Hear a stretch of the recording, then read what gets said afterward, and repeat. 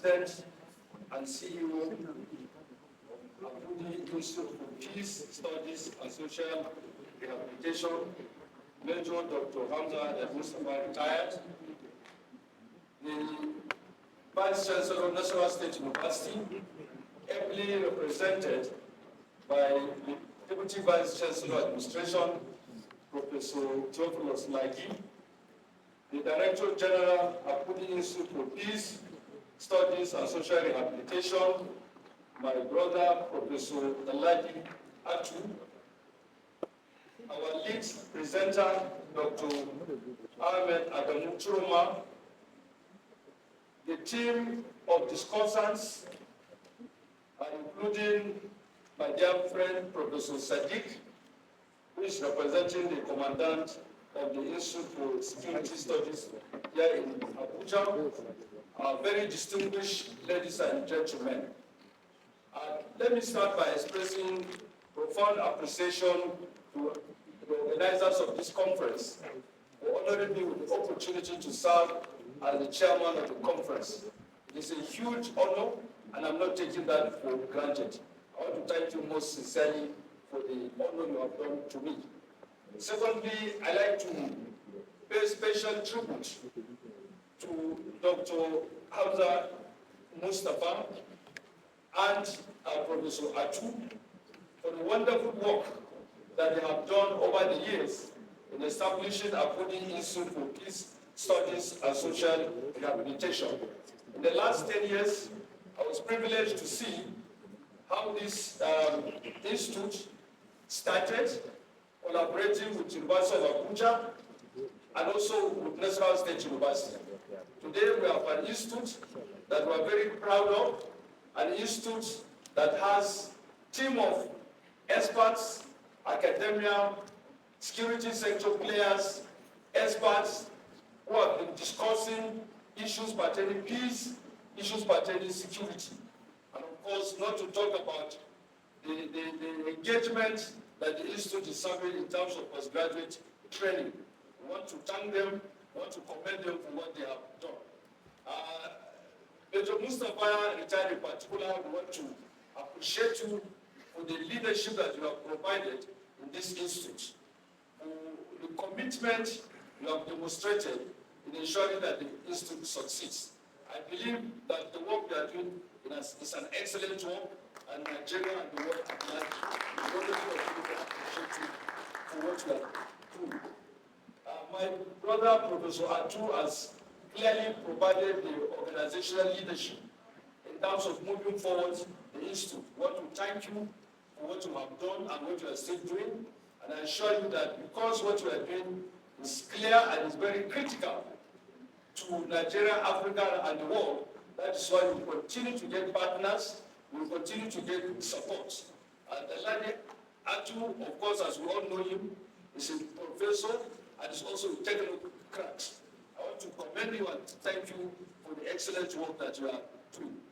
In fact, this Maiden conference is a testimony to the success of Akudi Institute for Peace Studies and Social Rehabilitation.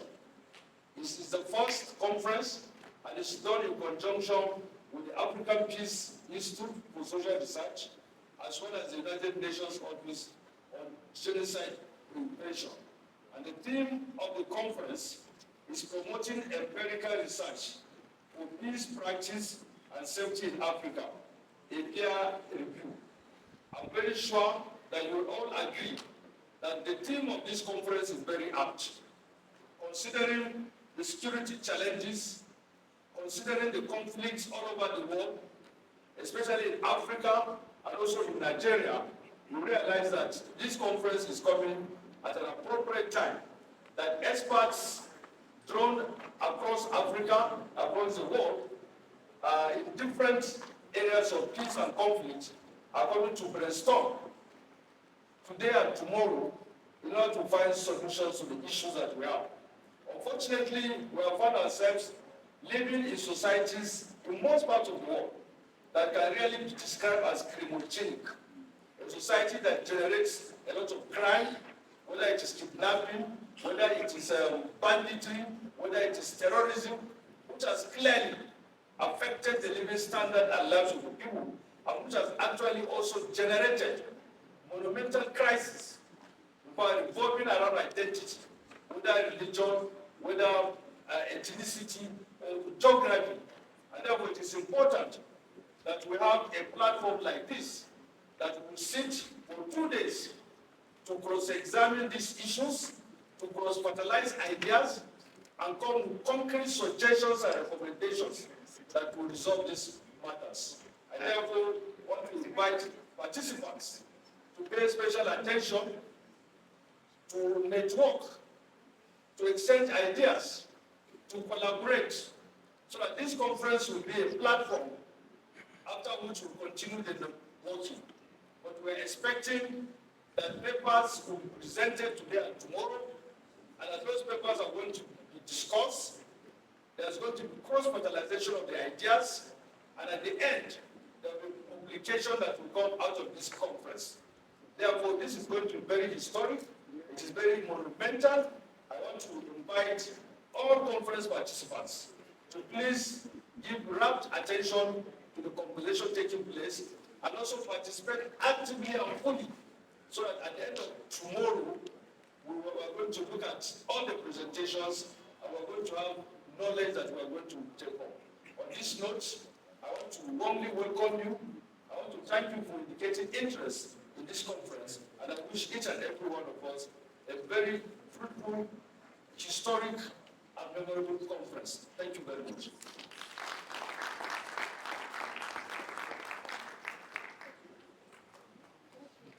Thank you very much, Professor Suleiman, for your robust contribution and comment.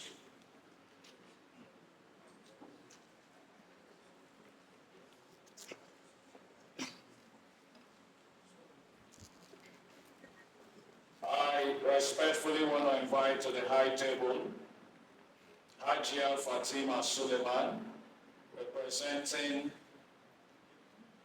Captain John Wanstone, Chairman, Board of Trustee, African Peace Institute and Social Research. If you are here, please come to the high table. I also want to acknowledge the representative of the IG of Police, DCP Moses Jagaba Augustine, Deputy Commissioner of Police, Peacekeeping, representing IGP. Please, if you are here, please, a round of applause for him to come to the high table. You're welcome, sir. Next, I want to invite the President and CEO, Abudu Institute for Peace Studies and Social Rehabilitation, the Chief Host, Major Dr. Hamza Al Mustafa, retired. Please, a round of applause. When we stepped into the hall, it was evident that the program started late. So I thought my views were to hold. He said that since it is just an opening remark, all I'm coming to the podium to do is to say, good morning, distinguished academics and representatives of various institutions. You are welcome to the conference. Then I'll go back and take my seat. But I was protested against. Now, having listened to the chairman, I will still seek to beg for your indulgence to rush my few remarks.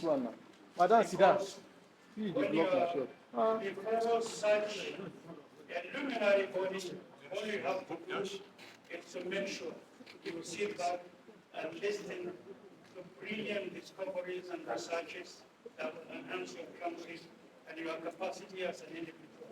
That is the cause with which I'm here with. But notwithstanding this, I'm compelled to, I will rush my short remarks so that we can sit back and watch the brilliant engagement that brought this ceremony which went for. Mr. Chairman, Professor Bilal Mohammed has already established the protocols, and I am most humbly standing on that. So I go straight to my short remarks.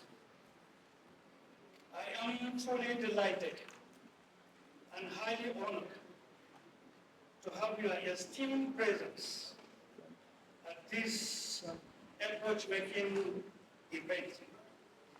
We in APIS are indeed humble with this honor and gesture done to us. Now, little thought about peace, the main topic of the moment. A deep thinking brings to mind to say, looking at peace from inception to the end of time, one may wonder, what is peace? This is the little understanding from a little corner in a peace. Peace, from the supremacy of nature, and then the affairs of mankind low and high, from the inception of time until the end of time, the world today has unanimously accepted and adopted that peace has no frontiers. One may ask, what is peace? You may equally take a step further to say, peace is the critical challenge to mankind in the face of our contemporary world today. And in a nutshell, and simply put, to be before you, brilliant, selected academics, and then the representation of these robust, rich institutions that are collaborating with us today in making this presentation for Nigeria and Africa, and indeed the world, with the rules of United Nations. We are very proud of this engagement, and we believe it's a key to some hidden doors that will pave way for some leaderships, not only in Nigeria, but across Africa and indeed the world, to see some new discoveries coming out of the engagements there. So today is very historic for us, beautiful as it is.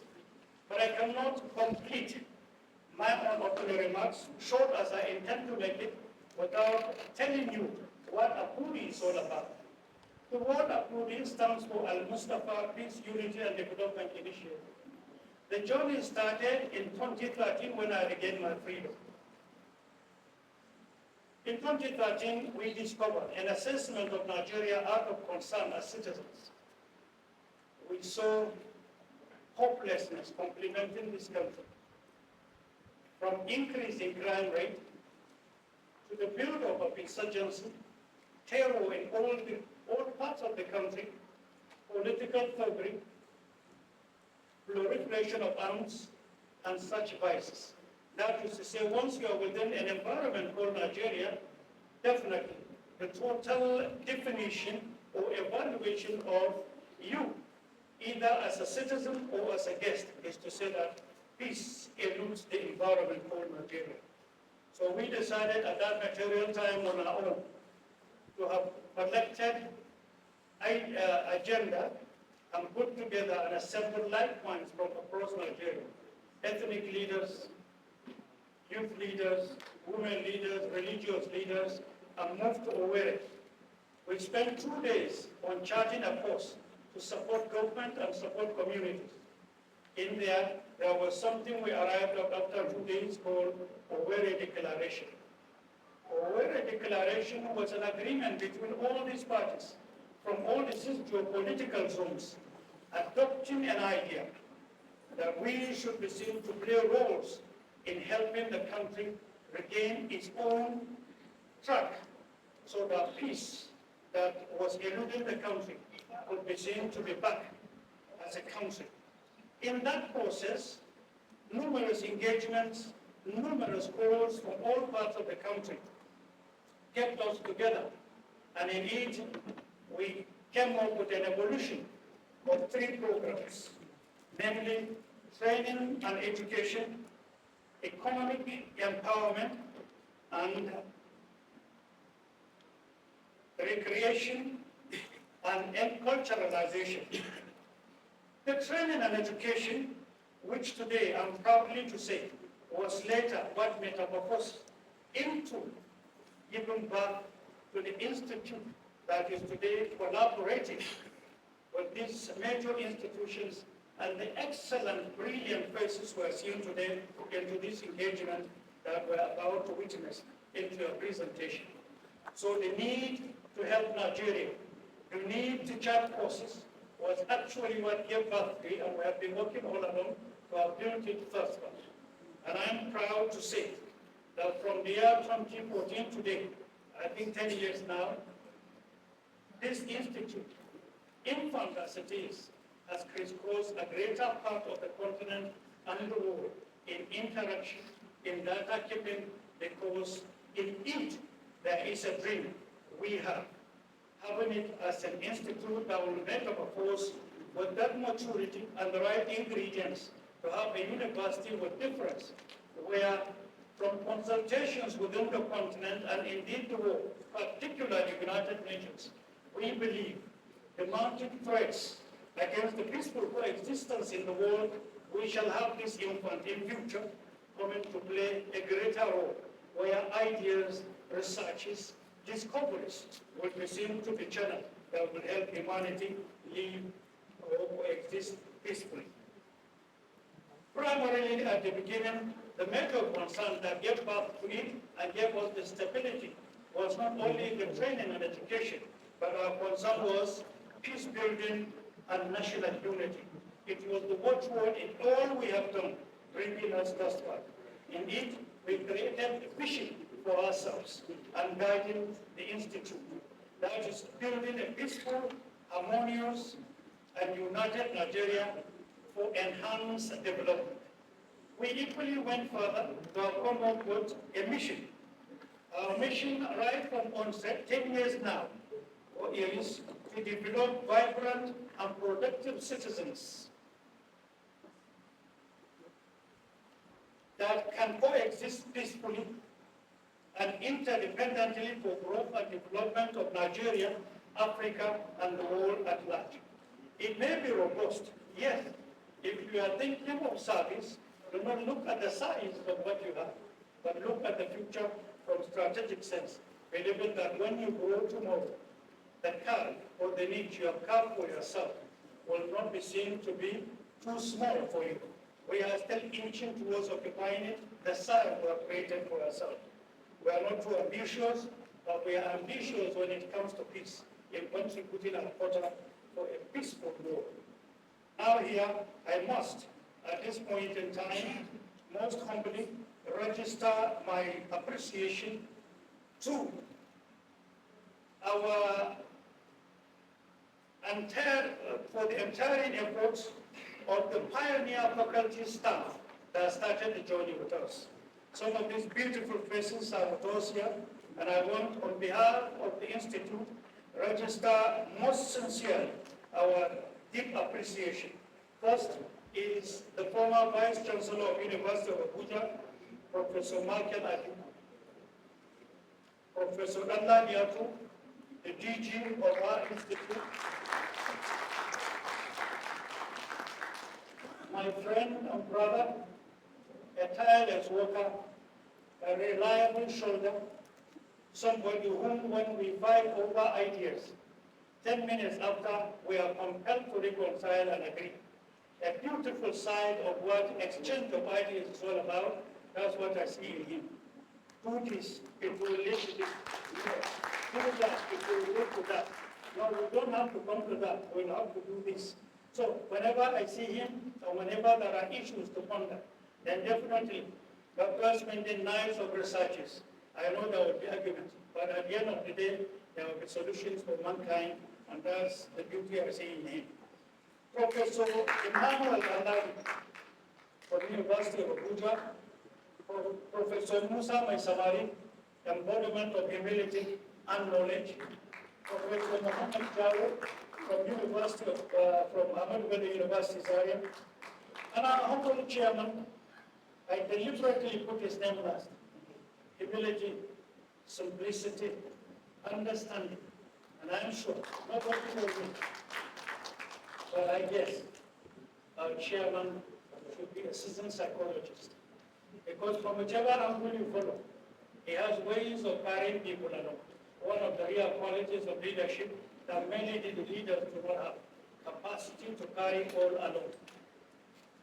With this in mind, and with our commitment, we are forging ahead into numerous other programs that we have carved for ourselves. There is a program that may be of interest, that is justice and empowerment. We are already making progress in this. A lot of researches and discoveries were made, a lot of contributions are there, and I am sure during or after this engagement, this will be very useful for either the Institute or future engagements that we shall have. As we forge ahead, making our humble contribution as an institute to develop our society, may I on this call every well-meaning citizen, be him a Nigerian, an African, or wherever you are, so long you are a human, then to be seen to synergize, to unleash in the domains of national and international conflict areas through empirical researches and come up with reliable and verifiable data that will be of immense, that will serve as immense tool for conflict resolutions around the world. At this point, let me personally thank and appreciate the contributions of the Vice Chancellor of University of Nasarawa and the management of the university for their untiring efforts in supporting and helping our institute to expand on its programs. Leadership of not only the DG and the CEO, but he feels that recommendations can be put to book and action by implementations ably set up by the United Nations. He feels that recommendations after this sitting of 15 to 17, that is this 3-day conference, will be able to provide not only solutions, but provide men and women who ably sit within the ethnic groups and religious groups of Nigeria, because he believes the problem of Nigeria is not just religion, but he believes that policymakers should come together to provide solutions on insecurity. And I know that we have intellectual minds seated not only as guests, but also as students and intellectuals to be able to curb issues of challenges of the economy. Because where there's no security, agriculture and issues of food shortage still strives. So I think that within this conference, we will set the ball rolling for areas of food provision and also area of providing ministries like environment with able forest guards and area of robust security vigilance. So on behalf of the chairman, board of trustees, I would like to say you are all welcome to this Maiden International Conference. And also as students of this institute, I would like to say let's bring our learning experience to bear so that we will not only have it as recommendation, but we have a lot of publication to be able to promote peace in all ramifications of our country. Peace begins with all of this, and I think the time is now. Thank you very much.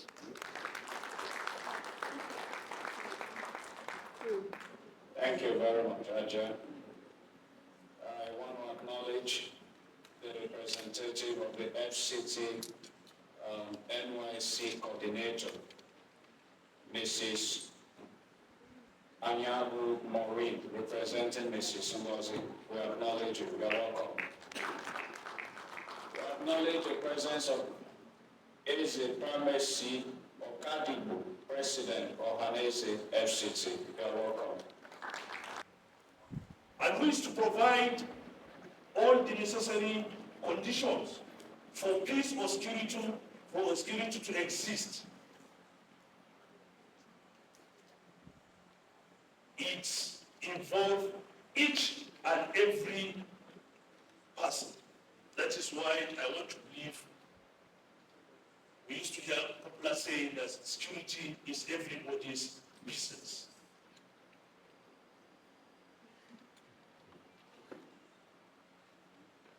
For the past 2 decades, the global system, of which African countries, not an exception, has been faced with myriad of security challenges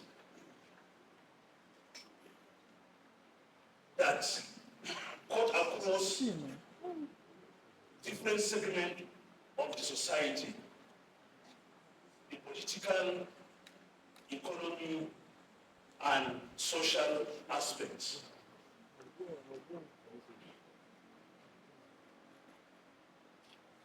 Africa, as a continent, are more challenged with this issue of lack of peace and insecurity that always leads to political instability, economic dislocation, and disturbing our social setting. So this conference would have come at a better time. I want to believe this conference is going to provide a platform where academic researchers, policymakers will now look inward into our community and identify peculiarities that are associated with our lack of peace and insecurity. So the theme of our discussion is promoting empirical research for peace practice and safety in Africa, a peer review.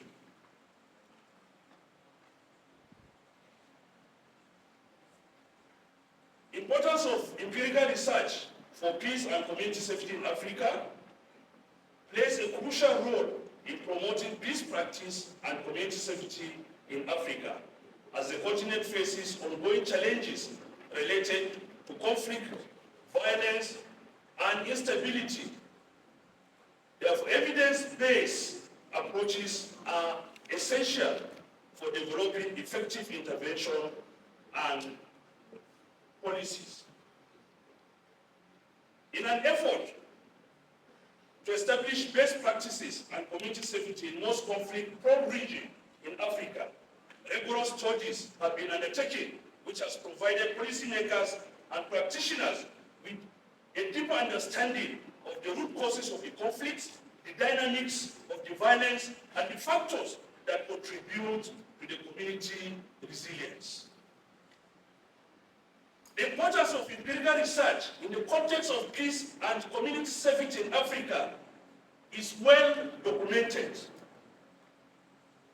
and the knowledge we want to believe can inform the design and implementation of targeted interventions such as conflict resolution mechanisms, community-based policy initiatives, and programs that address the socio-economic determinants of insecurity. By involving local communities in the research process and incorporating their perspective, empirical studies can also help to ensure that interventions are responsive to the needs and priority of the people they serve.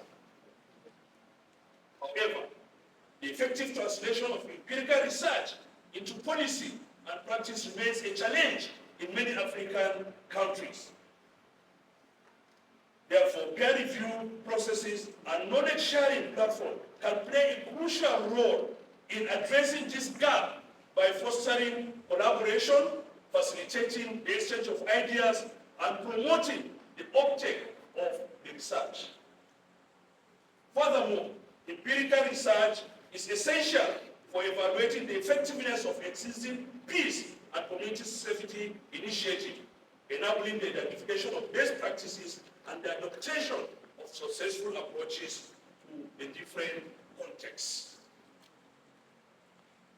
This presentation has outlined a comprehensive framework for promoting empirical research for peace practice and community safety in Africa, with a focus on the importance of the peer review and knowledge sharing.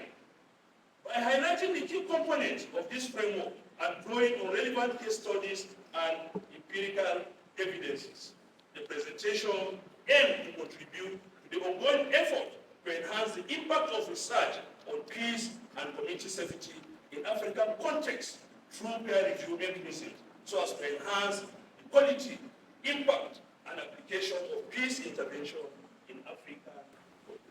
We'll maybe just go to the recommendation. One has to do with capacity building through partnership and collaboration. That is by establishing partnership and collaboration with international organizations, academic institutions, and research networks, which can facilitate capacity building and knowledge transfer. This collaboration can provide training opportunities, mentorship programs, and access to resources for both researchers and peer reviewers, thereby enhancing their skills and expertise in conducting rigorous empirical research and peer review mechanisms. 2, fostering inclusive and diverse peer review panel.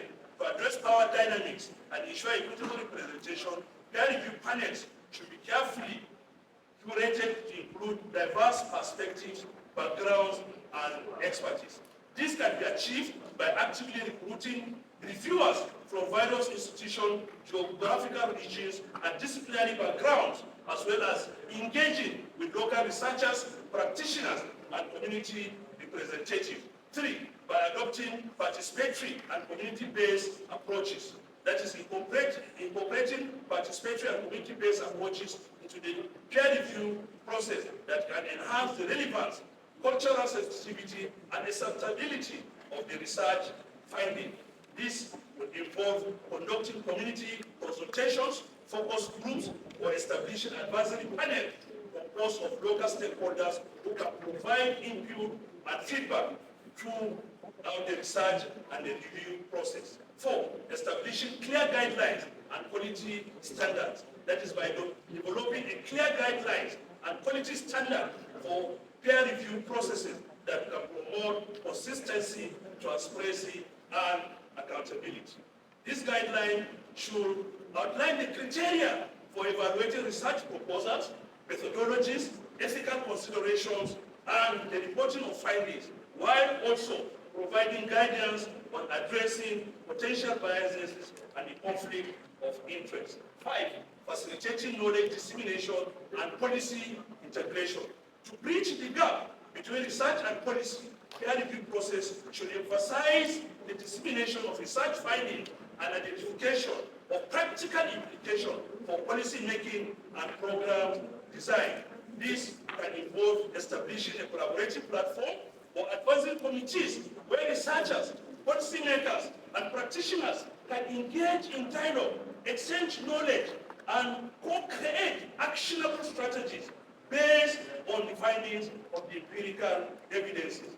This can involve establishing collaborative platforms or advisory committees where researchers, policymakers, and practitioners should engage in dialogue.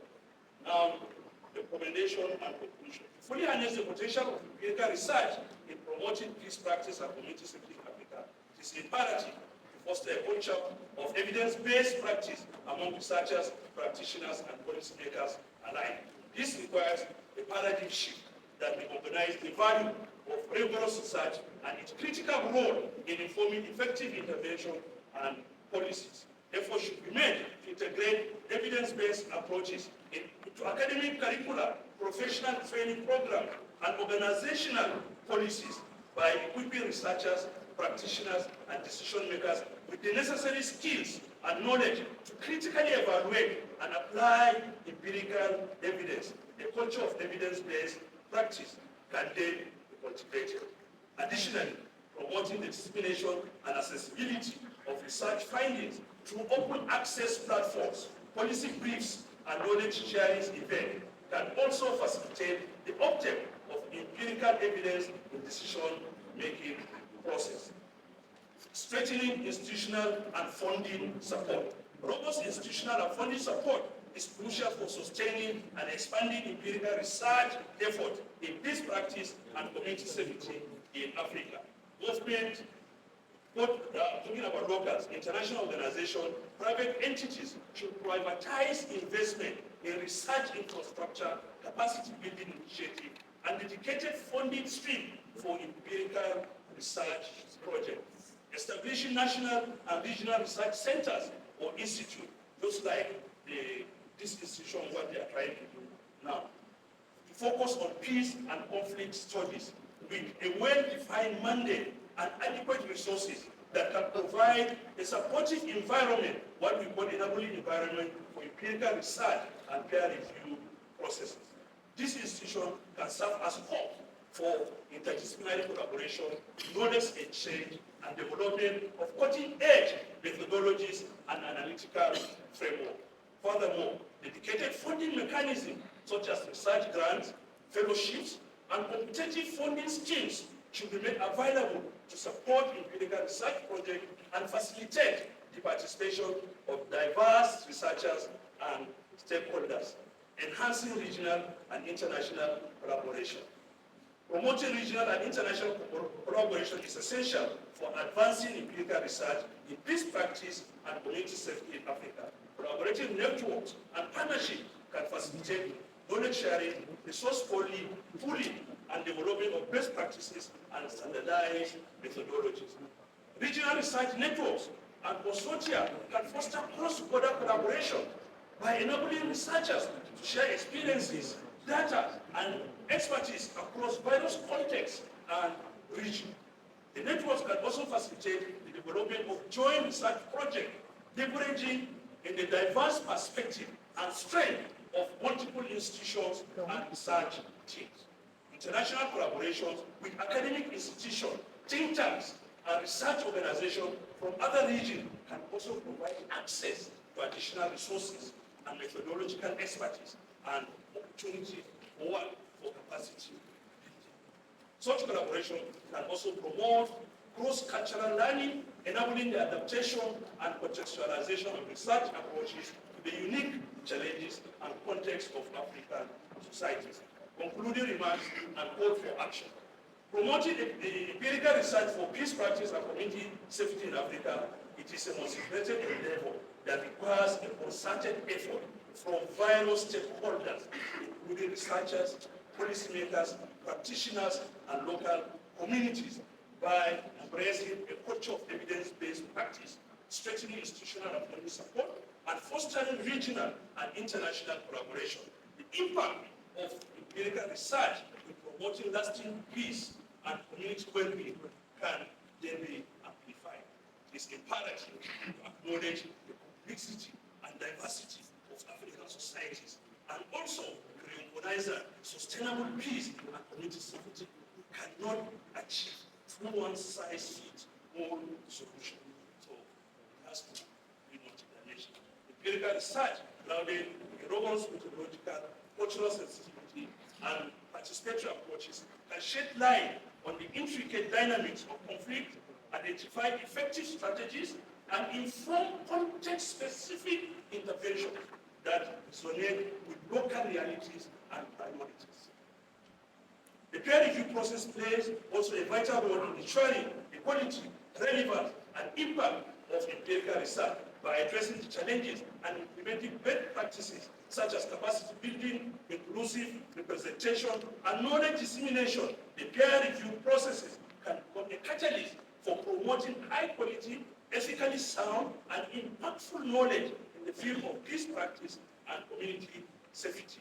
As researchers, practitioners, and policymakers have a collective responsibility to embrace empirical research as a powerful tool for promoting lasting peace and community well-being in Africa. It's through this concerted effort, guided by evidence-based approaches and a commitment to the collaboration and inclusivity, that we can overcome the complex challenges faced by conflict-affected communities and pave the way for sustainable peace, security, and prosperity across the continent. The area of further investigation, I'll just mention them. Recommended on the area of border security management, forest and urban space security management, school safety, effective of community-based policy initiative, long-term impact of conflict resolution mechanism, role of gender in peace building, evaluation of socio-economic determinant of security, which is the main focus of security. Unlike most of African states, they abandon the nature aspect of the security, and all along we have been pursuing the kinetic aspect of security, which constitutes the extent of only 25% of our security solution. Because human security, human and social security constitute over 75%.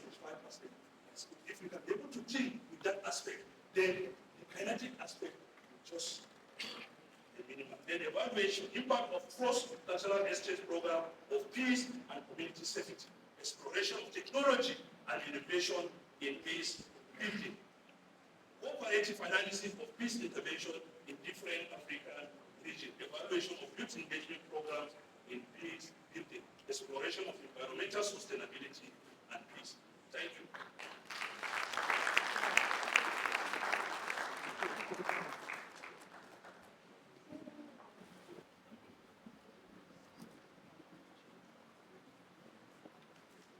The president of the institute, the chairman,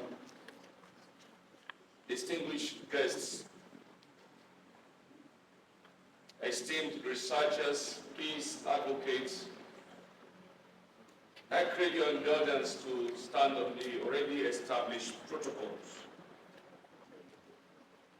I am here to represent the Inspector General of Police, who is unavoidably absent. He has asked me to present this goodwill message. It is with great honor that I present this goodwill message today at this pivotal conference titled Promoting Empirical Research for Peace Practice and Community Safety in Africa, a peer review. This theme, no doubt, resonates deeply with the core mission of law enforcement, to uphold the law and create a safe and secure environment for all citizens. As police officers, we operate on the front lines of conflict and unrest. We witness firsthand the devastating effects of violence on our communities. However, to effectively address these challenges, we need more than just experience. We need data-driven insights. We need rigorous research that sheds light on the root causes of violence and informs evidence-based policing strategies. This conference serves as a crucial purpose in identifying the gaps between peace research and peace practice on our continent. By engaging in a frank and open discussion, we can pinpoint areas where research hasn't fully translated into actionable solutions on the ground. Police officers are not the sole custodian of peace. Building lasting peace requires a synergistic approach. This conference undoubtedly serves as a vital platform to foster collaboration between law enforcement, peace researchers, community leaders, and other stakeholders. Through open communication, shared experience, we can bridge the divide between theory and practice. Researchers can gain a deeper understanding of the practical challenges faced by law enforcement, while police officers can benefit from the insights and innovative strategies gleaned from research findings. The production of a standardized document for peace research and practices is a crucial step towards achieving our common goal, a safer and more peaceful Africa. This document shouldn't just be a rigid set of rules, but rather a dynamic framework. It should provide a foundation for evidence-based policy practices, while acknowledging the unique needs and context of each African nation. This standardization will ensure consistency and improve the effectiveness of our collective efforts to enable us to learn from each other's successes and failures, ultimately leading to a more comprehensive and effective approach to peace building. As law enforcement professionals, we are committed to being active participants in this process. We recognize that peace cannot be maintained solely by force. It requires trust, cooperation, and a commitment to addressing the root causes of conflict. We are open to collaborating with researchers on studies that evaluate the effectiveness of our policing strategies, and we are eager to adapt our practices based on data-driven evidences. The road to lasting peace in Africa will not be easy. There will be challenges and setbacks, but by working together, researchers, peace practitioners, and law enforcement officials, we can build a more peaceful future for all citizens. Let us use the knowledge and connections gained from this conference to forge a path forward. Let us commit to ongoing collaboration, continuous learning, and data-driven strategies for a safer and more peaceful Africa. Thank you very much. A growing university like National State University to seize the opportunity also to lend support, but also to increase her visibility. I am glad that my Vice Chancellor at the time, who has always been a great helper, accepted that this initiative be driven. And so we set in motion the machinery to ensure that the partnership worked. I am glad today to say that legally, Apudi is an affiliate of National State University. And that means that National State can effectively take ownership of this group of students, at least those who are registered with our Apudi. Because in the long run, it is the certificate of National State University that you would carry. I am highly delighted that the faculty at Apudi has worked so tirelessly to build confidence of the Nigerian society in one specific area, and that is the area of peace education. Whatever it is that we do, in terms of operations for peace, if through our community engagements and other exercises, we do not deliberately infuse peace education, then nobody is going to know, nobody is going to understand, and so the ultimate goal for establishing such an academic program, and eventually the programs that are operational in terms of meaningful interventions in the manner that the DG of the Agric Research Institute has just mentioned, would not work. And so I want to congratulate Apudi. I want to congratulate my former boss at the National State University for ensuring that this partner has worked. And I want to assure you that it will continue to work, and we will be your partners in terms of research. And if you consider us valuable for participating in your peer review mechanisms, why not? We will be your veritable partners. Congratulations and thank you.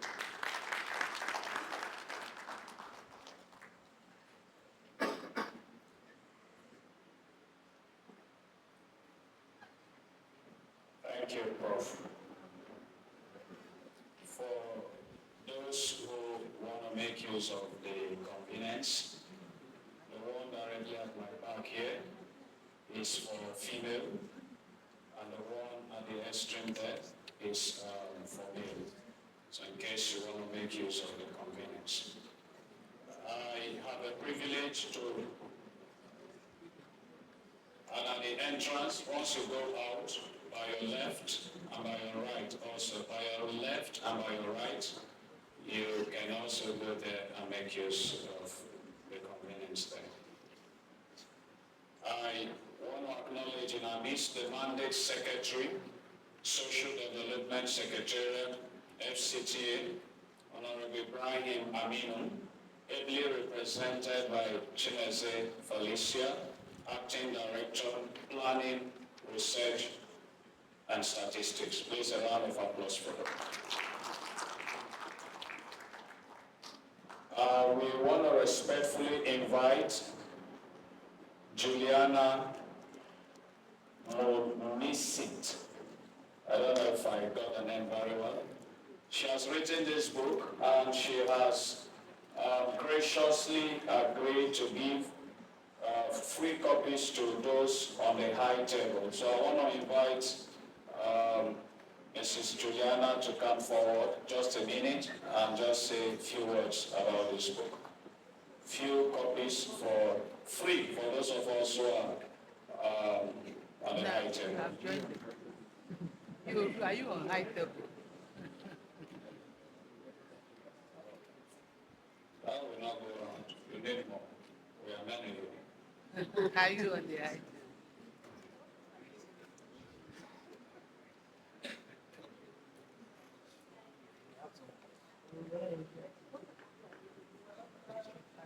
Of the high table, the chairman of the occasion, I'm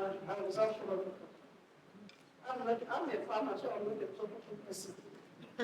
I'm delighted to be here and to be a contributor to this institute. I will continue to contribute, and we are not there again.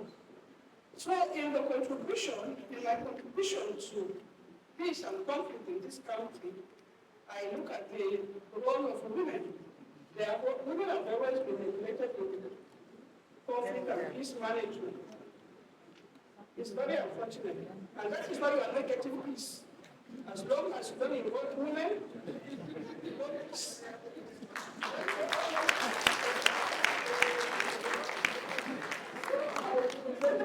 Maybe later today or tomorrow.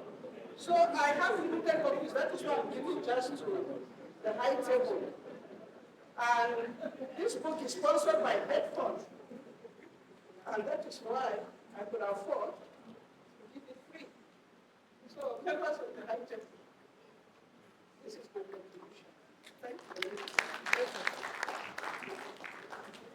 you. In the ritual, the UN under Secretary and Special Advisor on Prevention of Genocide in New York, USA, will not be available physically, but she has sent a message, and I'd like to appeal that we should kindly listen with rapt attention to her message, please. Ladies and gentlemen, I begin with apologies that I can only join you in this way, virtually, at the Maiden International Peace Conference. This conference is centered around issues that are very timely and at the core of my mandate, notably peace and prevention. I also begin with appreciating this invitation to speak from my sister, Fatima Suleiman, a renowned peacemaker, as well as the board members of the African Institute for Peace Studies.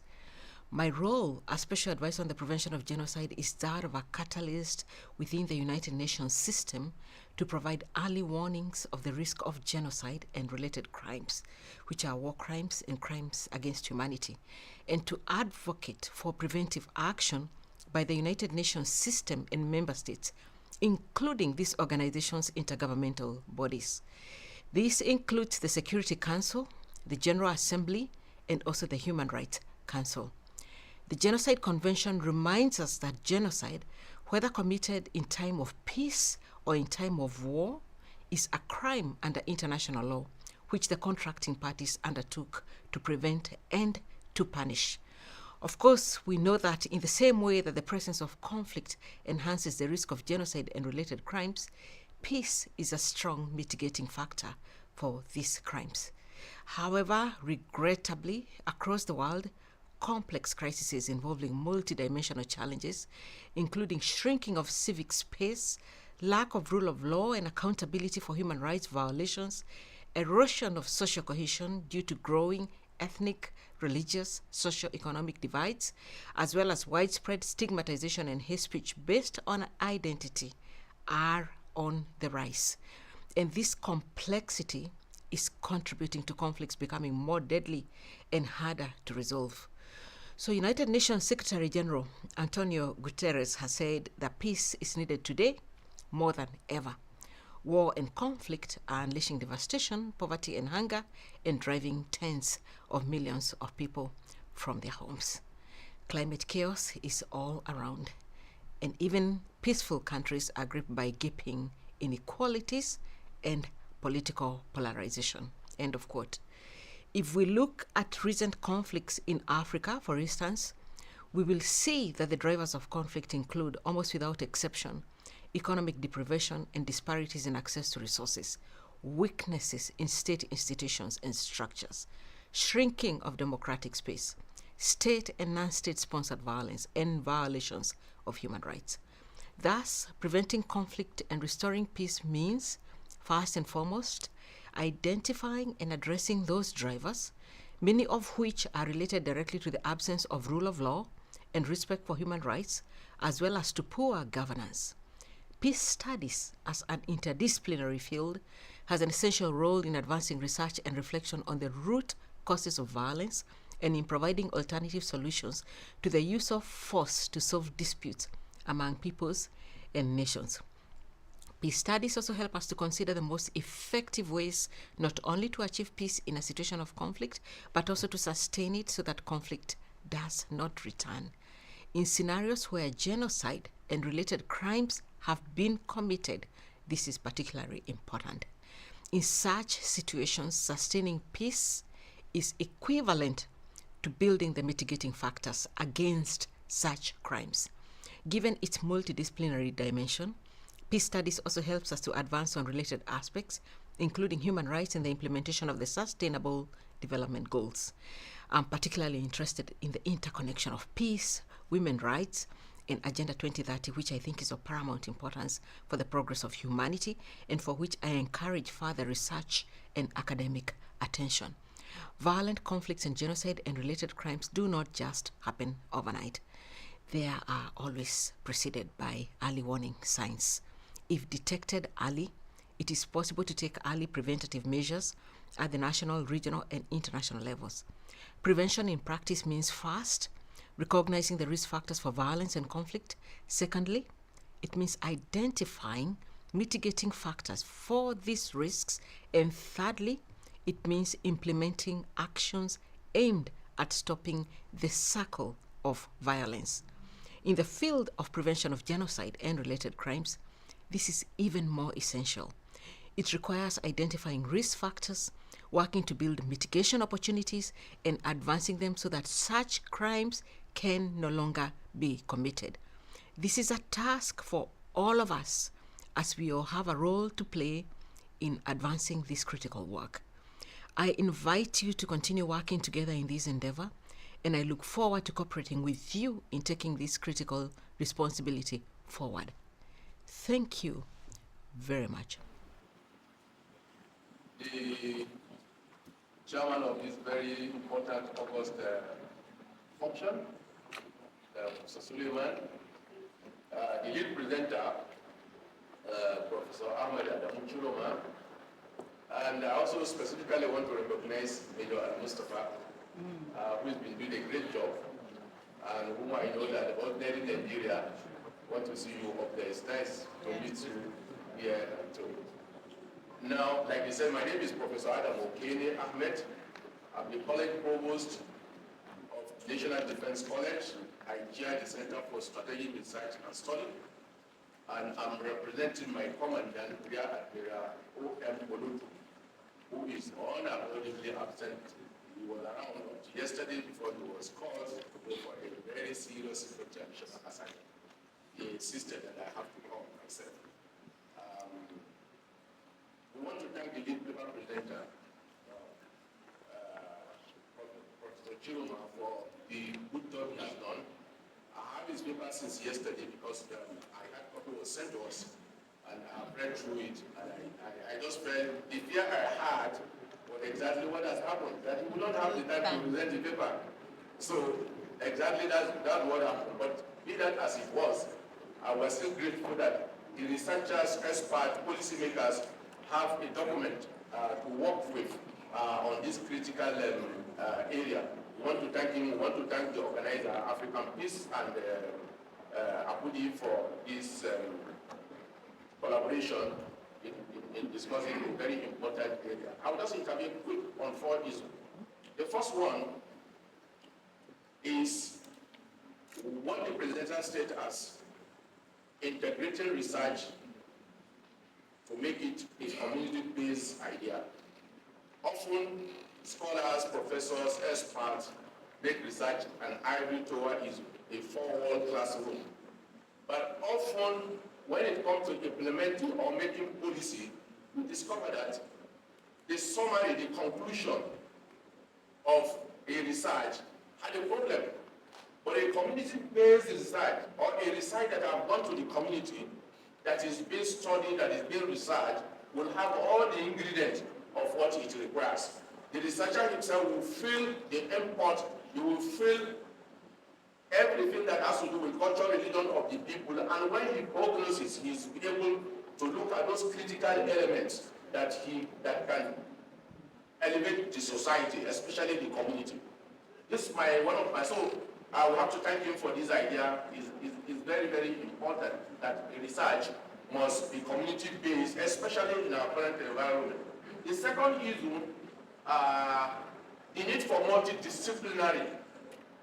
This has been going on for quite a long time. Some people call it OR, operational research. Some people call it management, where you bring every idea, every discipline, every group, every idea, bringing them together to find a solution to a problem of a society. In this case, peace, security, and stability. There's no way one discipline will be able to do it. A very good example, you want to study a society, you want to study the conflict, or you are even isolating an environment where people that are running from war are situated. Yes, a social scientist, a historian can go there. But when you discover there are diseases that are ravaging the environment, you may be able to decipher it, but you will not be able to understand the histology of such a thing. So you need a public health person, you need a doctor to be able to do it. So multidisciplinary researches, in the past it didn't attract any marks for scholars. These days, when you have 1, 2, 3 authors, and especially on the multidisciplinary area, not from one discipline, it makes the research more credible. When you want to validate the research, it is easy to validate it because some of the idea is not one individual idea. In the past, it gives you the same, divide the score with the people for those of us who still want to have provision in our academic environment. But these days, everyone has equal mark. I don't know what happened in other universities. Some of the universities that have started, both here and outside. And in fact, there are some universities, Oxford, Harvard, some great universities in Asia who, from senior lecturer to assistant professor, it has to be joint. It has to be multidisciplinary. If not, the idea is that you are not training people to take after you.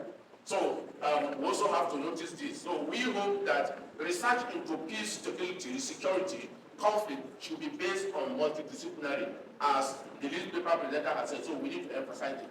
Then the third one that I want to is that we must start to make research to look at our society. Our society should be research-based. One of the greatest problems that confront advancing economy or non-advancing economy, it depends on your own computation, is that the society increasingly is not research-based. When you are coming to a society from the land or the sea, you know whether this society is a research-based or not research-based. But I want to make a quick example. If you go to Southeast Asia, you have the so-called Asian tiger.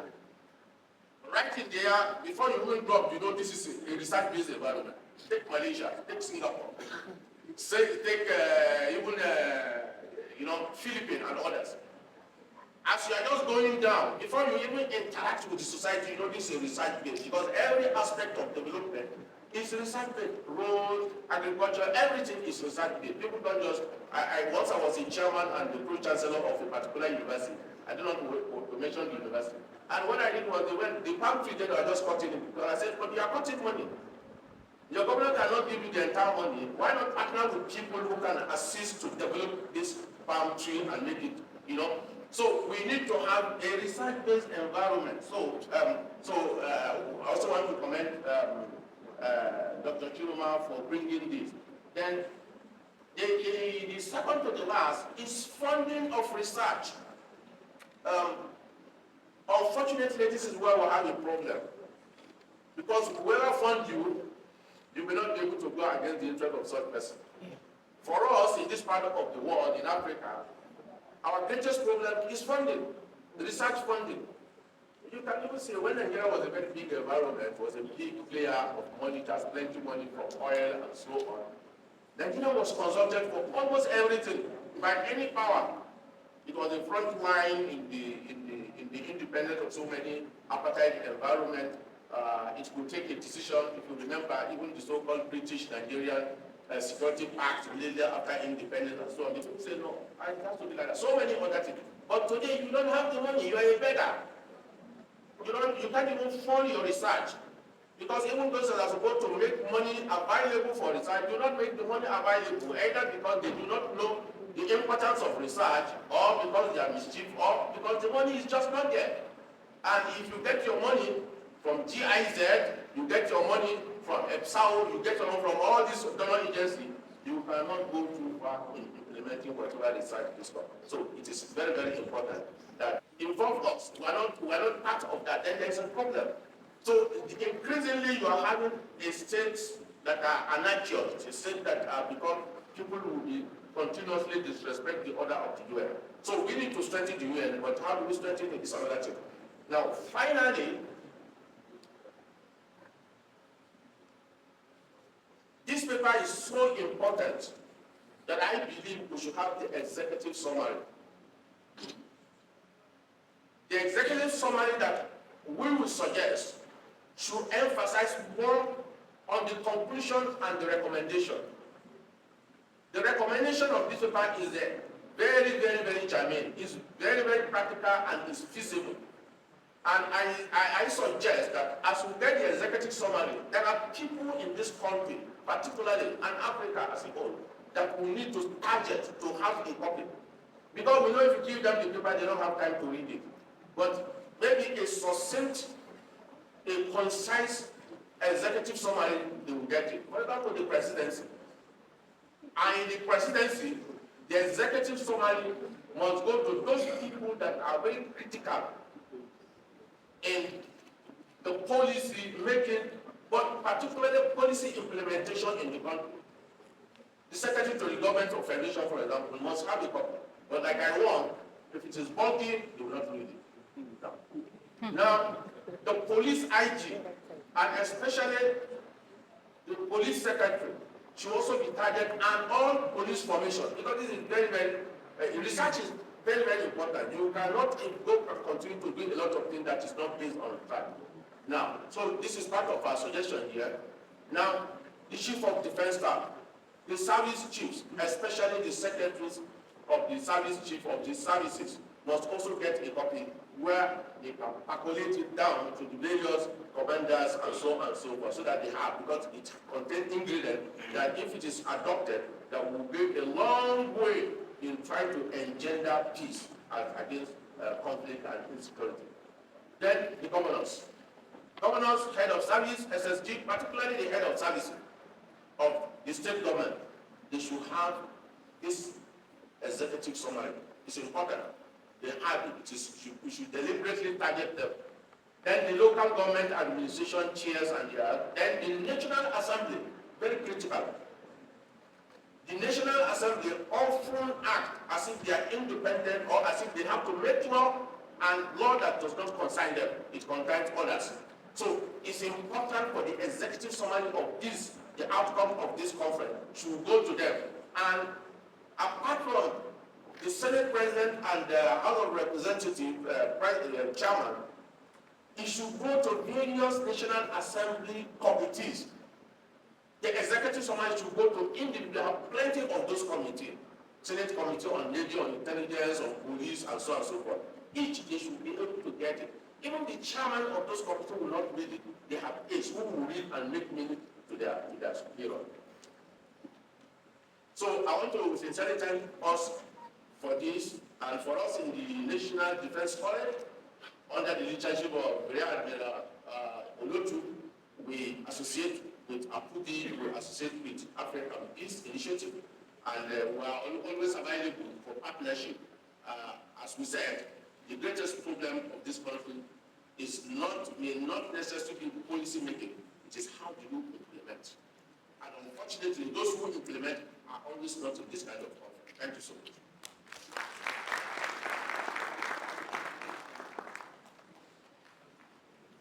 Thank you very much.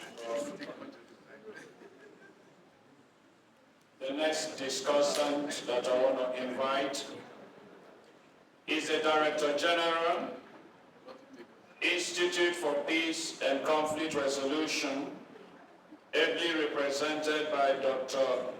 Rosade Awodola. Please, a round of applause for her.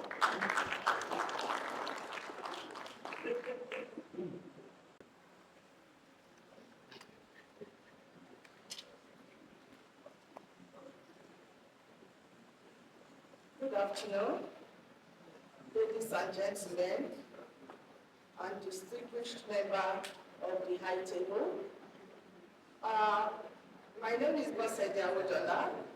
I'm the director of the National Peace Academy, of the Institute for Peace and Conflict Resolution, representing the Director General of the Institute for Peace and Conflict Resolution in this August occasion.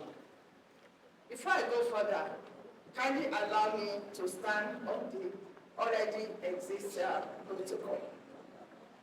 Having said that, I want to move straight to the paper that was presented earlier, and I must commend the presenter for giving justice to the topic. Like I said, I work for the Institute for Peace and Conflict Resolution, and what we do at the Institute is actually looking at the theory and practice. And if you look at the mandate that established the Institute for Peace and Conflict Resolution, can actually be looked at into 4 areas.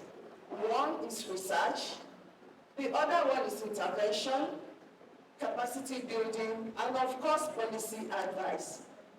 Based on that, and my experience, I am going to submit my discussion in this respect. The presenter, like I said, did justice to the presentation. However, I must say that I have a little problem in the area of conceptualization. And what do I mean by that? In our own field, when you talk about peace, concept is very, very important. Understanding concept is very, very important. Once you miss the concept, whatever you do after them, you will get it wrong. Your methodology, whatever you were doing, promotion or whatever you want to call it, you may not get the necessary results as you desire. I want to say that I could, get some words from the presenters by trying to relate peace and security. What is peace and what is security? Are they the same thing? It's something we need to actually examine and probably interrogate.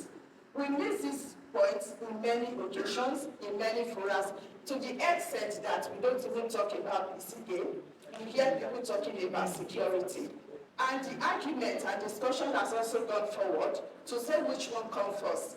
Is it the chicken or the eggs? Because people will say, without peace, there cannot be security. And people will say, without security, there cannot be peace. But we need to put it in mind that the basic of security is for you to have peace. It is when you have peace that you'll be talking of issue of security. So if it is when there's no peace that you start talking about issue of insecurity. Anyway, having said that, other concepts, you hear of conflict prevention, you hear of peace building, you hear of peacekeeping, you hear so many of them. What are these concepts talking about? They are simply saying that we need to manage the peace that we have in society for us not to get into the issue of insecurity in our environment. So I think it's important for me to actually make that contribution to the presentation. And again, I want to answer this to further my argument. Is violence and conflict the same thing? They are not the same thing. To the extent that when you talk about conflict is something that is expected. It's something that is expected to happen. It's a natural phenomenon. Whether we like it or not, conflict will happen. But when we are talking about violent conflict, we are talking about another thing entirely. I need to emphasize this because these days, peace is becoming an offer. People don't talk about peace again. They are talking about security. We have, to a very large extent, secularized, peace in our society. So for this kind of, gathering, I think it's important for me, for the students, or whoever, and all the participants, to know, for you to be a peace professional, you must understand the concept very well. Let me give you another example quickly. We know conflicts are going on around the world.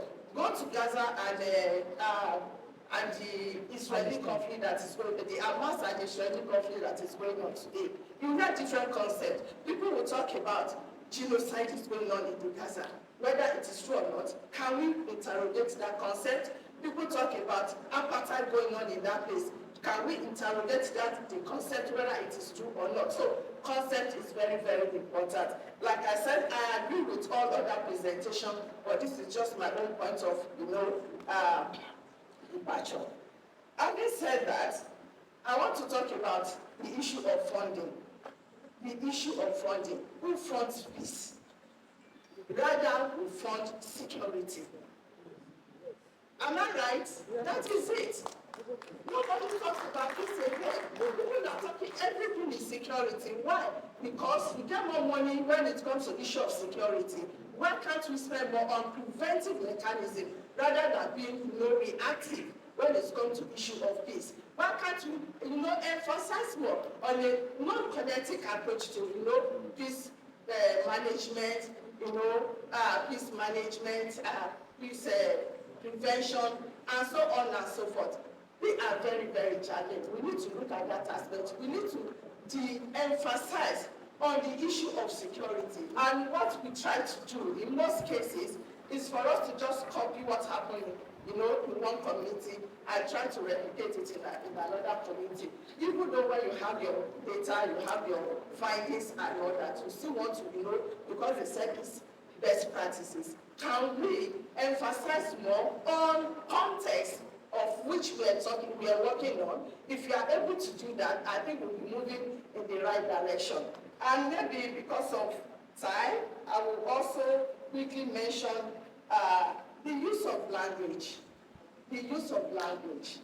What do I mean by that? Understanding. There are some ethical considerations that we talk about in research methodology, and the use of language, understanding culture and all that. It's very, very important when we get to the field. I think that will also help us in, promote peace in Africa. And the issue of community. That's where I will stop my contribution. Community. What do we mean by that? We have stakeholders.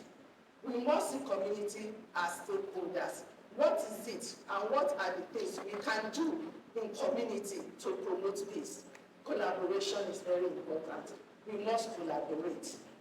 in any way that we can. For us at the Institute for Peace and Conflict Resolution, we have so many MOUs that we sign with organizations for the for the purpose of collaborations, partnership, and so on and so forth. So on that note, I want to congratulate the organizer of this program to say thank you for bringing this at the right time, especially for the students that are just coming in, for them to know that when you are a peace professional, you must understand what it takes to the concept of peace promotion, and more importantly, promoting empirical research for the purpose of it, for them to be able to achieve the needed results. So thank you very much.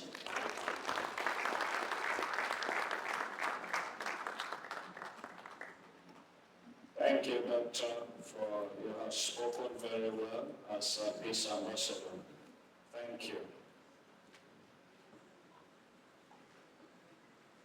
The next discussant that we want to respectfully invite to speak is Alhaji A.S. Adeleke, MNI, Commandant, National Institute for Security Studies, Abuja, ably represented by Professor Sadiq Abba. A round of applause for him.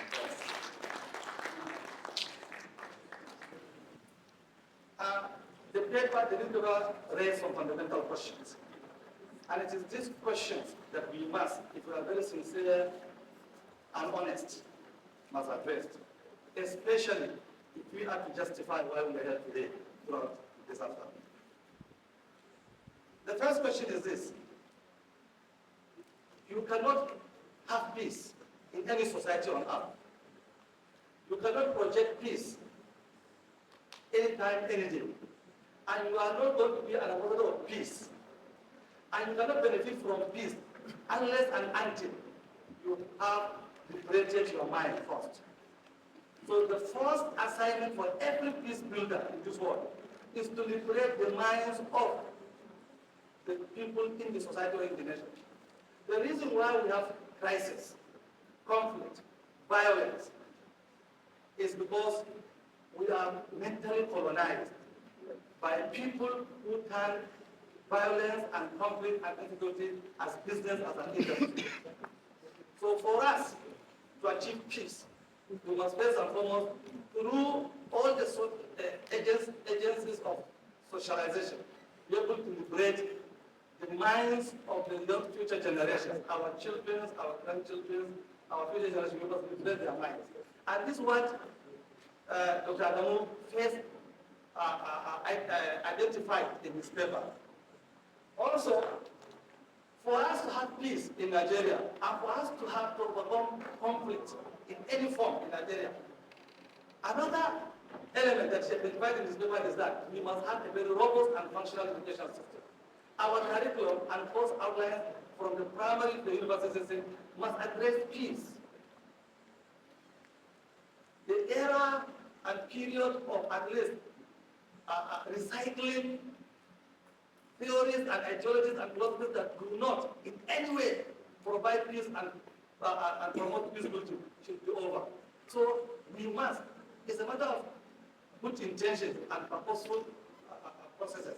We must deliberately and purposefully put peace and peace building in our education system. Also, you cannot have peace in a country where there is no justice and fairness.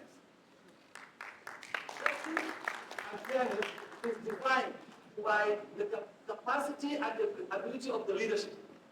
Political sociology is of the view that you can only achieve peace from the point of view of leadership orientation and leadership sincerity, whereby the resources of the society are put towards the provision of the greatest happiness to the greatest number in that particular society. And that's why in other parts of the world, they are no longer interested in welfare of the citizens. They have passed that stage. They have left the stage of, or how do you call it, food, shelter, and clothing, Abraham Maslow. This Maslow's mental slavery, that the entire mankind's existence revolves around food, shelter, and clothing. They passed that state in the 19th century. In the 20th century, in Africa, we are still moving towards Maslow's theory of needs. In the 20th century, they operated on welfare system. In the 20th century, we were still historically pursuing Maslow's law, theories of need. In the 21st century, Mahmoud Mushid and Jet Li advanced the argument that the most liberal societies have advanced beyond welfare system. They are operating on the well-being of the citizens. Up to today in Africa, we are moving towards our village, the Maslow's theory of needs. So for us to have peace, you can have this type of conferences a million times without recycling ourselves. We must work towards socio-economic and political justice system in Nigeria. So that at least it can come from bottom up, not from top down. So his paper consciously addressed the necessity and the imperativeness of having well-being and welfare of the citizens as a prelude, as a precursor to achieving peace and tranquility in Nigeria. Now, if you go to Japan, I had the opportunity of being in Japan for 4 months on this study tour. And the amount of money Japan put in the budget, national budget, on peace and national value is almost 4.5 times higher than what they put in education. To them, catching the child at the early stage, at the family level, the amount of funding the Japanese government put at the family level to produce Japanese citizens with values and culture is 4.5 times more than the amount of what they put in education. So if Nigeria is interested, and what they're doing there is that, even South Korea, what they do there is this. They create peace within the mindset of an individual from childhood, from the mother. And all the areas of socialization, the family, the school, the media, the religious and other moral institutions, as well as the peer group, they are all targeted and identified as you cannot do without them, and they were all assigned national assignment as a national priority to promote values, to promote ethics, and to promote culture in your society. So if you want peace in Nigeria, and I'm in that question in this gathering, what is Nigeria's national value? What is Nigeria's national culture? What is our national ethic that guides our actions and inactions, reactions and counter-reactions? We don't have it. So you cannot have peace accidentally or incidentally. And that is why Dr. Adamu emphasized the fact that for peace research, political science alone cannot do it, sociologists alone cannot do it, psychologists alone cannot do it, economists alone cannot do it.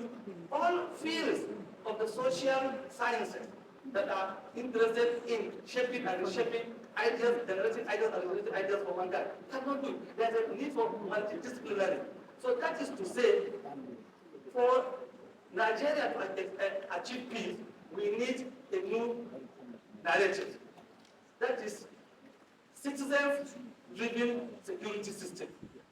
Security, as we know it today in Nigeria for the past 64 years, is not the security of the individual. It's not the security of the family. It's not the security of the community or society. If you look at the recommendations of Dr. Adamu's paper, empirical research, he is so much interested that for Nigeria to experience peace and stability, there is need to adequately and appropriately provide adequate funding for peace building. And the fundamental question is this: how many Nigerians are peace ambassadors? How many Nigerians are committed to peace building? And how many governments at the state and local government level are willing and ready to support and give solidarity to these people? And finally, the made one recommendation that really captures the essence of what Anderson Oture said in 1964. He said in his book, no matter how hot the water from your well, it will never cook my rice. Your rice needs the water from the well from your own community. My rice or my water must cook my rice. And Shakansky said, no matter how beautiful a theory or ideology is couched, it will never solve your problem unless and until you are so smart enough, intelligent enough to either adopt or adapt that theory, ideology, or philosophy to the realities of your own society. So with this last recommendation of Dr. Adamu, I say thank you and may Allah bless you.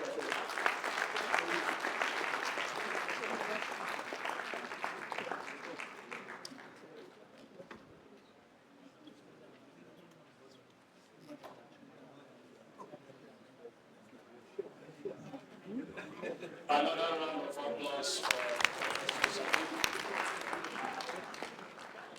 Indeed, you have challenged us to have a paradigm shift and to also re-evaluate our national values. Thank you. I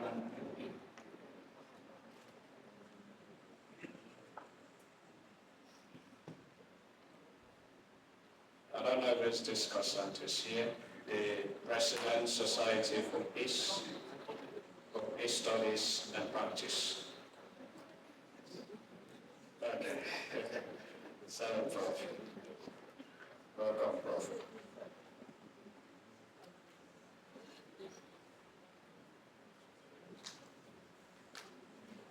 Host, the Chairman of the occasion, Director General, Dr. Atu FSPSP, eminently distinguished participants. It's an honor to have listened to Dr. Chiroma. I got the paper yesterday, 143 pages, slides, and I took time to go through. It's very rich. And I think for anyone that is engaged in peace work as a practitioner, cum researcher, you would agree with everything Dr. Chiroma said, because he's saying what we have always believed should be done. Earlier when I was talking, I mentioned the Forum on Farmer-Headed Relations. I think the principle, and that was the initiative of Search for Common Ground, represented here by my brother Daniel. The principle for the farmer-headed relations in Nigeria was to introduce, galvanize, and make popular and institutional the multidisciplinary approach to addressing that protracted problem called the farmer-headed issue. And so when you reduce it down, you'll be talking about standard operating procedures. People in the agricultural sector, people in the economic sector, household economic empowering sectors, all of this. They understand the importance of standard operating procedures because it means replicability is enhanced. It means that what somebody did and it worked, another could do and work. Now, Dr. Chiroma's proposal becomes even more persuasive because if we engage in empirical research and we have the evidence, then we should move a step further to say that for people that are doing peace work, there should be some minimal standard operating procedures that are accepted by all and implemented by all that are in the peace sector. Why? Because the evidence has been tested and found to be true. Now, this is so important because you find, count any 3 to 5 donor agencies that are supporting peace work in Africa. Their methodologies differ. Their approaches differ. The scope of work they do differ. Why? Because they decide on their own, this is how to work. 2009, I did a paper which was presented at the inaugural conference organized by Unilorin, and one of my concerns was that I did an analysis of donor agencies supporting peace work in Nigeria over the past 20 years, and I found that most of what happens are supporting pilot projects. And we all know that you cannot change the situation You cannot change the peace and conflict context through pilot projects. You cannot engage in projects that last 6 months, 12 months, 36 months and expect a change. Recently, I've been working with an organization, Tostan. Tostan is a little more than 30 years old. Their headquarters is in Senegal. And they have a model for working.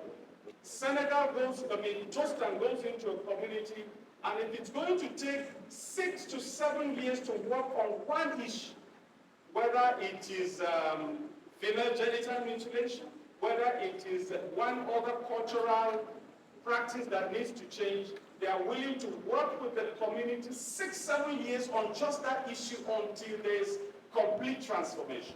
And the transformation doesn't come from Toaster, it comes from the communities. The communities change on their own, and that change remains permanent because it came from inside of them. Now, peace work. Why would peace work? We're talking about funding. And he emphasized that, and everybody that spoke before me talked about the importance of funding.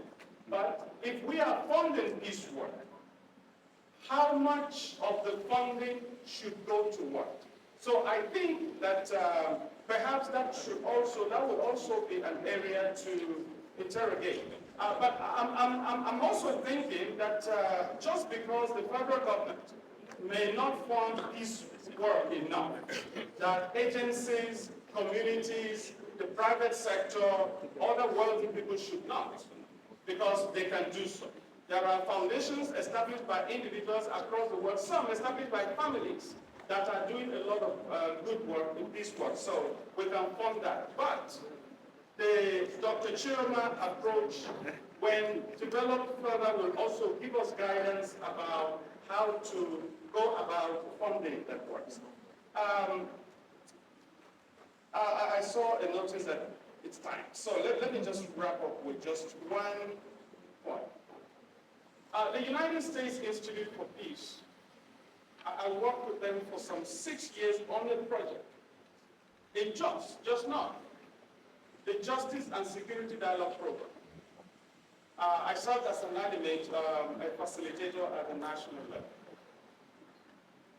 For 6 years, and Dr. Atu was involved in, Professor Atu was involved in that. For 6 years, working only in Just North with the police to achieve peace in the society. 6 whole years. But regularly, every 3 months, engaging in research. So research was continually, every 3 months, to carry out research, to call it operations research, right? And generate the evidence, and the report is shared at the next meeting. And that happened for 6 years. Within the 6 years, the transformation in Just Not, which you recall in 2009, had a problem which God kept getting worse. The situation changed. So I agree on all the thesis from Dr. Chiroma, I agree entirely. Empirical research, funding the research work.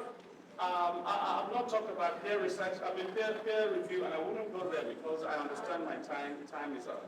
But I think these are some of the few remarks I have, and I think that was great work. Please, let me end on this note. The last speaker said we need executive summaries. I want to take it further. I would say, please, if you can arrange for Dr. Chiroma to make a further presentation, whether it's the complete or the executive summary of this presentation, to the National Assembly. Let them hear it, let them adopt. Give them the document, it will be on the desk. Nobody's going to look at it. But if you do that and you engage, whatever resolutions they take, it will hopefully get into their process for developing legislation. Because a lot of the legislation that come out, they don't address conflict sensitivity issues. They don't address any of that. So perhaps they will add that to their standard operating procedures for legislative work in Nigeria. I want to thank you very much for listening. So our security began to dwindle from that time till now. That's why it is a beautiful thing to speak the truth boldly in favor of your country's future, your country's welfare, country's well-being, and say the facts of your researches in defense of the country as a man, as a woman who is patriot, and then to be hated after doing so. It's a beautiful sight. I know some certain countries who, when they make researches and such brilliant academics are attacked, the academics becomes subjects who must be defended, must be protected with the state resources. Why is it different here? Why is it different that our education is being placed secondary?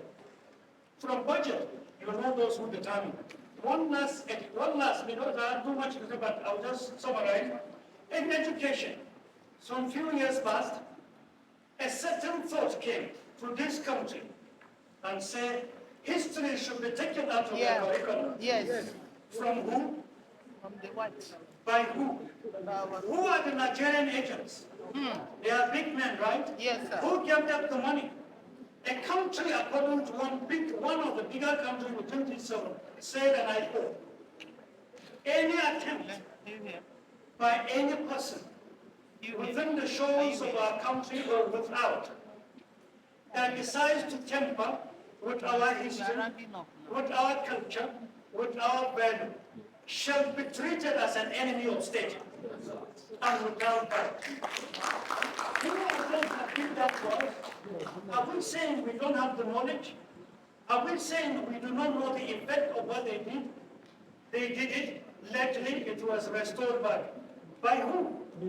And yet everything goes. And this is the country we are. Yet on another thing, if you take a typical Nigerian intellectual, and within G7, you take their most valuable intellectuals, put them together in a class, you will be shocked at the comparative IQ you will see. They have done it severally, and the non-Nigerians are naturally gifted. That's true. In a simple way. Yeah. In a very simple way, because we have done their researches. Are we aware the DNA in black man is 9? Are we aware the DNA in white people is 6? Then who are we? Who told you the colonial messages as propaganda that make us inferior is not a specific evil message to make us see ourselves as second class? Who told you we are second class? God Almighty who gave us resources. God Almighty who gave us resources to manage knows fully well that we are superior. God Almighty who knows we are superior, and we who for decades past allowed some certain people with psychological messages, sending messages, making us inferior, and for us to have assimilated and believed so. That is one of the major setbacks we have to ourselves. We don't know who we are. And unless we stand on our feet. First, our researches is discover yourself first. If you do, then we'll begin to, from that time, know that we are different and we are managers of our resources and we can fashion our future and for the younger ones. And we can set pace for the world to copy therefrom. But the moment you begin to talk like this, oh, Mustafa, they will hate you. Oh, they will attack you. Oh, blah, blah, blah. That is the inferiority complex. Fear. Fear is the name of the message. Let them come here. It's a lesson for us to learn. But they will say, why are you talking like this? Yes, I'm talking like this because it happened somewhere before. In your attack, we will unite. We are separated right now because everybody is doing what he likes. There is funding. Let me leave this. I leave you to ponder. Are you aware of funding of your institutions to fail, to be killed, to be dead? I ask you this simple question, this forum. Name one institution that is functioning in Nigeria according to the acts that established it or the laws of Nigeria. Name one. Why are they not working? Who initiated it? In whose favor is it that our institutions should not work? Who told us to accept that there should be a country where institutions should not work? A country without institutions is dead. Unless if we are complete, all of us together, believe that we are psychopaths. We are not. Out of this, let me say something on the research I was part of long ago. There was a research to know that at any given time, causes of insurgency rises to a certain level, where so many countries lost peace and security, where crises or some such countries became war-torn, with such percentages of the yardstick given to known to mankind by science, that when causes of insurgency attain a certain appreciable level, it is certain there must be crisis. Early 80s, there was this definition and a class was formed. Accidentally, I was a member of that class. The question is, as at that time, all causes of insurgency existed in Nigeria to that appreciable level where there should never be peace. So those countries concerned say, it's a matter of months, Nigeria was to break. In a matter of months, there will be another Somalia. And nobody would say, I read it somewhere. No, I was in the class. We were the ones having this experiment. And I'm saying this, I can say it in United Nations, and it's one of those things that I know are games. So any message any person brings from wherever will not accept the literature. And one question I may ask the academia, complete in this country, where is Nigeria's academic research database on all issues that have to do with our security, with our safety, with our history, with our integrity, with our projections in science, with our investment in international trade? Where is that center? Where is that basic center that you can fall back to tell our younger ones, we have preserved it for you. Even if we are not here, you have the lead where you can invest there. Where is it? What makes our academia? Why should our Nigeria's academia be this countdown? Why should the academia be afraid? What makes them that they are in opportunity? The difference between all of us here and those that are anywhere there, one word separates all human. It's one word. What is the name of that one word? Opportunity. It's only opportunity. He that is there in the lofty tower White House was born before me. He had associates. He had his background and found himself where he is. All those that came before him, they also have had their own. So each individual found himself in separate tracks of destiny that took us to where we are. The brilliant academia in this hall, they all have their backgrounds and opportunities will separate us. There could probably a person in the garage who is a driver. If he had opportunity, he would have been one of the presenters here as a professor. But he hadn't, probably poverty. He's a driver waiting there. He's waiting for us to close the driver's home. That is his destiny. But his opportunity, he wasn't. So let's begin to look at ourselves this way. There is much more than what we can understand. There is much more that we should first of all start with ourselves. And that is my concern. As Nigerians, do we know who we are? As Nigerians, do we know what makes Nigeria? As Nigerians, do we know with which eyes and from which angle the world is looking at us? Do we know our value? Do we love ourselves? Are we organized to see that strength in us? Are we prepared to unite, know from point of view of research and knowledge, and launch ourselves, having united ourselves, utilizing our resources, and rule the world? Do we know we can do it? It sounds very dull, but we need to think deep. We need to hold a little and know who we are and identify our weaknesses. Speaking the truth matters. I wouldn't want to take time. I know that there are many critical issues I found. I was writing, but too many to say. But let me say in a nutshell, the journey to the moon begins when you place a newspaper and sit and stand on it. I believe hardship, I believe hopelessness that is complementing this country eyeball to eyeball today has its other side of it. The blessings of hardship speaks a lot. When people realize a passage from hardship, it becomes a blessing when tomorrow comes. That is to say, if they utilize the blessings in the hardship and begin to unite and make sense out of it. So from these little contributions, the remaining I will. My concern is the fact that we have spent a long time here. Otherwise, I have too many more to say. Talk. One last, if you don't mind. Go ahead, sir.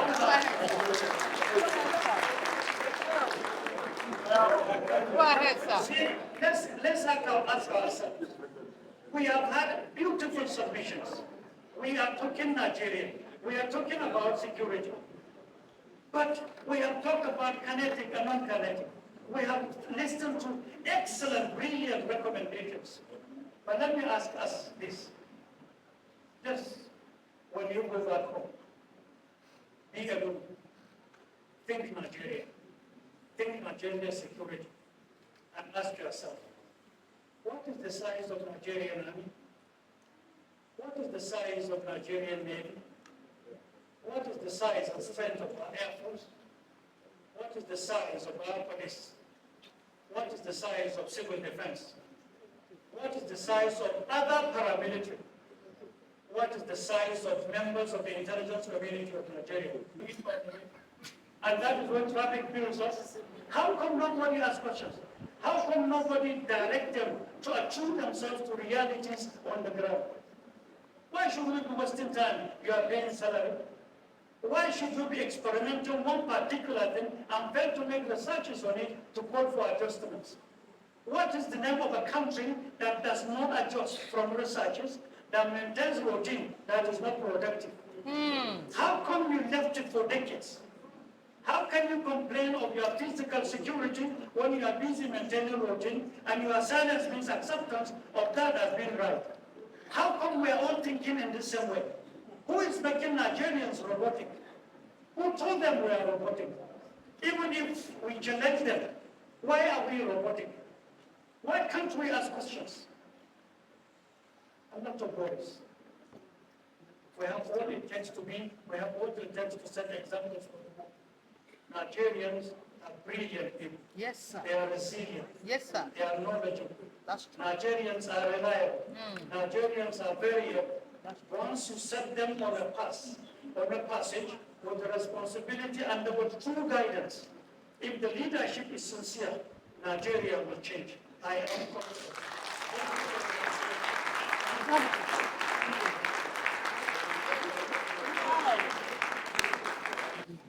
Distinguished participants, there are only 2 items remaining. The rapporteur report is going to be presented by Professor Jimis Melafia of University of Jos. He told me that he has done a detailed work, but I told him that that detailed work is going to be something that we'll look at it tomorrow. But today, I will just give him 5 minutes to highlight the report. Prof, you are welcome, sir.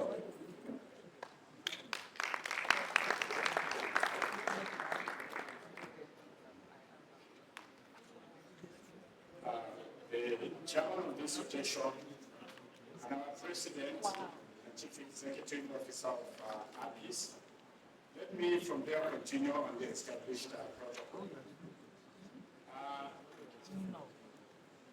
When our host, the chief host, spoke, I was thinking that there is nothing any other person can say. But give me 5 minutes to just summarize the things that we have discussed and perhaps agreed on, or we have all reasoned together. My name is Professor Denis Inusam Elafia, Professor of Economics from the University of Jos. First, we have seen from all the presentations, I've done a little report, but I just have to summarize in a few points. Yes, we all agree that peace is necessary. No development, no progress can be made in an atmosphere of peacefulness. I don't think anybody is doubting that. We all saw from all the discussions that communities must be involved in any conflict resolution or peace process. The communities are not involved, there is going to be a problem because sometimes things are done without the community's involvement. And we also saw from all the presentations, from most of the presentations, that it is central that all disciplines are carried along because every conflict situation or any peace process have an interdisciplinary dimension. So anything, we must have an interdisciplinary fertilization of whatever model of peace that we come up with. We also saw in our discussion that peace process and conflict resolution must have an empirical based evidence in them. That was the key thing in the big paper by Dr. Chiroma, and most of the comments actually agree with him. But most of the things we say are not empirically proven, and so we find some difficulty in achieving them. We also saw in our discussions that yes, legislation is good, but there are limits to legislation. And you falls in conflict resolution. There are times that we don't have to do that. Well, it reminds me quickly of an old man who told his son when he asked a question about the need to resolve a conflict by violence. Now say, young man, when you are sleeping and a mosquito bites your scrotum, that is when you know that it is not every conflict that we can solve by violence. There is a need to scale up our funding and budgets for peace and security in our society. It has been mentioned severally that the budgets for funding peace and security is a problem. We need to scale it up. In fact, somebody gave some examples, the Japanese and South Korea, in one of the discussions, why they have achieved relative peace and security at a high level. There is need to also close the gap between theory and practice, especially in the academia. Sometimes the peace and conflict studies talk a lot about the theories, but when it comes to the practice, there is a lot of deviation. So we need to look at that also and close that one. We need to study the root causes of conflict. Sometimes we do it without actually looking at the root causes of conflict. From the discussions, we also saw that there is need to strengthen our institutions to work. We need strong institutions, not strong individuals. In fact, from the remark of our host, we would also see that. Because when your institutions are not strengthened to work, but when you rely on strong individuals, then you have a problem. So we need to really strengthen our institutions so that our institutions can work. And finally, I'm being time conscious, we see that peace, as an economist, let me put it this way, that peace is a product of a production process. You cannot just wake up one day and say you want to have peace. Peace is a process. Peace is the result of a process. So if you don't actually put the process, if your production process and the inputs you put in the production process is faulty, and of course the product, which is peace, is going to be a problem. So I say peace is a product of a production process. And it is a product, well, an intangible product. The dictionary defines peace as something you cannot count. So we need also, it is a process. Don't just wake up one day, like a man and a woman who always have conflict in their house will decide and say, okay, let's have peace. We cannot just have peace until the drunken attitude of the man that made him beat his wife is addressed. So, and that is the production process of peace. and until the nagging attitude of the wife also is also addressed, that is the production process. When the two are addressed, That's true. that is the process. That's true. And then the product will be peace. Thank you very much. Thank you very much. Can you please give me another round of applause? Well, as we come close to the end of the conference day one, I'd like to thank you for your understanding, for your patience, for the commitment that you have demonstrated since morning. And to say that this is a platform where we expect that colleagues, participants are networking, because the conversation is not supposed to end here. It's a conversation that will have to continue at different forums, also at individual levels. So we hope that you will collaborate amongst yourselves. And as chairman, I want to thank you for the preparation that I have received in the course of today's sitting. Finally, I will invite Dr. Kevin Ihunetu, Chairman LOC, to give us the vote of thanks. After that, we will back to the MC, who has one or two announcements, and then we will close the event. Thank you very much. The day is well spent. Permit me to stand on existing protocol. And my task is a humble one.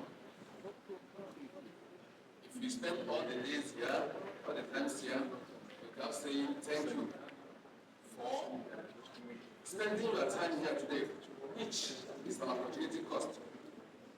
You are coming here today, it's an opportunity cost.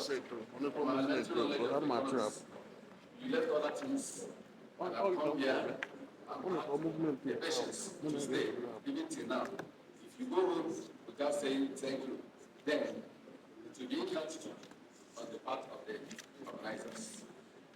First, I have to thank the organizers of the event, the three organizations, namely the African Peace Institute for Research, the Maiden Institute for Peace Studies and Social Rehabilitation, as well as the UN Office on Genocide, for packaging this event, which is intellectually rewarding. We have come here and we have discussed peace. It is not peace of the graveyard. When we say RIP, rest in peace. What we have come here to do today is peace for the living. Peace for the living. And so on that note, I thank individuals who are here and organizations represented.